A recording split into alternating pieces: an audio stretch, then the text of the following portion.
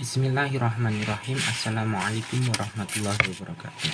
Perkenalkan, nama saya Muhammad Sarul Rizky Subianto, NIM 221070100104. Di sini saya akan menuntaskan atau mengerjakan soal UTS atau penugasan UTS yang diberikan oleh Ibu Ratna selaku dosen pengampu matkul PRPM 2. Saya Sarul dari kelas C. Di sini saya mendapat bagian untuk menjelaskan masa dewasa awal dan perkembangan dewasa. Untuk penjelasan kali ini saya akan menjelaskan sesuai dengan yang Ibu Ratna jelaskan pada saat di kelas, dan saya akan menjelaskan sesuai dengan pemahaman dan perspektif saya. Yang pertama, masa dewasa awal. Masa dewasa awal itu terjadi pada umur 20 sampai 40 tahun. Dalam rentan ini, masa dewasa awal sudah dimulai. Yang untuk teori-teori atau subbabnya ada 4. Yang pertama ada emerging adulthood. Yang pertama, masa transisi, masa remaja ke masa dewasa, remaja ke masa dewasa, disebut emerging adulthood. Yang kedua ada transisi, masa remaja menuju masa dewasa, itu ada umur 18 sampai umur 25 tahun. Yang ketiga ada masa ini dinamakan masa eksperimen atau eksplorasi, yang dimana masa transisi remaja menuju dewasa ini keingintahuan remaja menuju dewasa ini sangat kuat dan sangat besar untuk bereksperimen, bereksplorasi. Untuk karakteristiknya ada 4. Yang pertama adalah ketidakstabilan eksplorasi, dikarenakan dari masa remaja ke masa dewasa itu memiliki atau mengandung banyak lingkungan sosial yang membentuk seorang remaja agar kuat mental. Apalagi di masa transisi ini biasanya remaja itu kuliah dan jauh dari dekapan orang tua. Yang kedua, fokus pada diri sendiri atau yang biasa kita sebut dengan apatisme.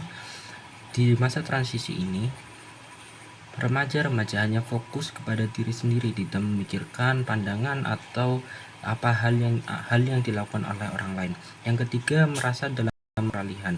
Seorang remaja yang menuju masa dewasa itu menyadari bahwa di mereka dalam masa peralihan dari remaja menuju dewasa.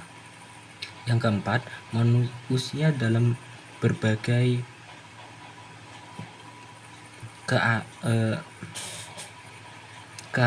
kreativitasan. Dalam usia ini banyak kreativitas yang ditimbulkan oleh remaja menuju masa dewasa untuk bekal, untuk wadah mereka, untuk dasar mereka menuju masa dewasa. Yang kedua, masa perkembangan dewasa itu ada 4. Yang pertama, berkaitan dengan penyesuaian terhadap fisiologis. Tidak mungkin seorang remaja langsung bisa menyesuaikan terhadap fisiologis yang ada dalam hidup mereka. Yang kedua, berkaitan dengan perubahan minat bakat. Karena yang sudah saya jelaskan tadi, eksperimen dan eksplorasi seorang remaja atau dalam masa transisi itu sangat kuat. Maka dari itu banyak perubahan minat bakat yang mereka lakukan. Yang ketiga ada berkaitan dengan penetapan pekerjaan.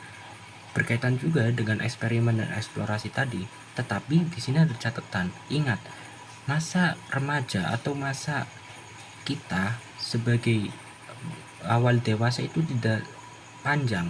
Maka dari itu jangan terlalu banyak bereksplorasi dan bereksperimen, karena kebanyakan dari kita itu terlalu menikmati akan eksperimen atau eksplorasi tanpa memperhitungkan umur kita. Yang keempat ada berkaitan dengan kekeluargaan. Tidak ada seorang pun, apalagi kita seorang muslim, yang tidak ingin berkeluarga, punya anak, hidup bahagia dan masuk surga, itu pasti. Lalu ada sub yang ketiga, yaitu perkembangan fisik.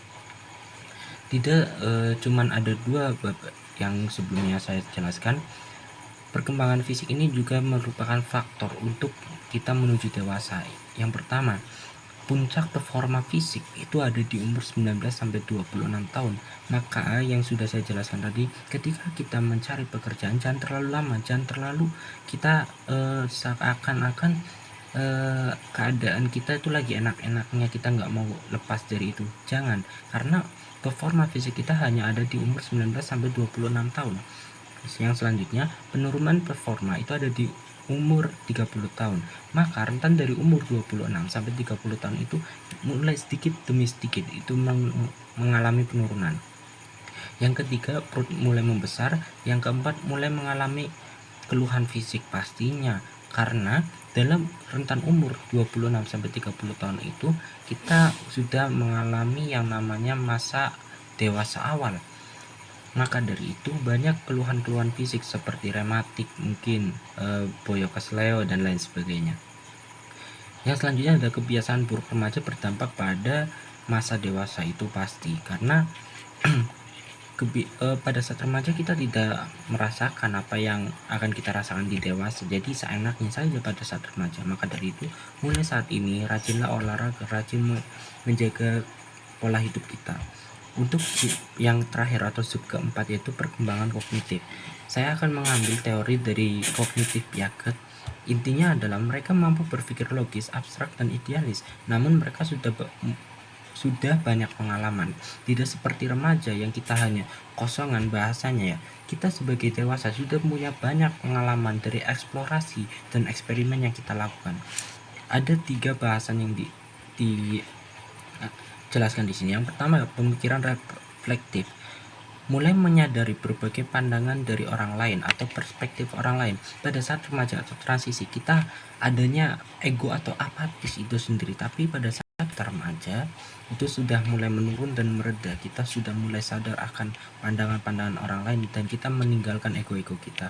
Yang kedua ada pemikir post formal atau fleksibel multi-solution. Multi-solusi atau multivitas yang kita lakukan untuk sebuah masalah itu yang kita dapatkan pada saat remaja tadi. Maka dari itu sebagai remaja kita harus banyak-banyak bereksplor, kita banyak-banyak memilih yang mana yang buruk, mana yang baik, seperti itu. Yang ketiga atau yang terakhir ada kreativitas. Kreativitas itu sendiri berbeda dengan remaja atau lagi masa transisi. Kita sudah mulai berimajinasi, kita sudah memiliki pikiran abstrak, tapi dengan kreativitas yang berbeda dengan remaja dan masa transisi. Mungkin segitu yang bisa saya sampaikan kepada Bu Ratna. Saya mohon maaf apabila banyak kekurangan, karena video ini diambil dengan apa adanya. Jika ada kekurangan mohon dimaafkan. Sekali lagi, jika ada kelebihan itu hanya dari Allah Subhanahu wa taala yang diberikan pada saya. Wallahul muwaffiq ila aqwamit thoriq. Wassalamualaikum warahmatullahi wabarakatuh.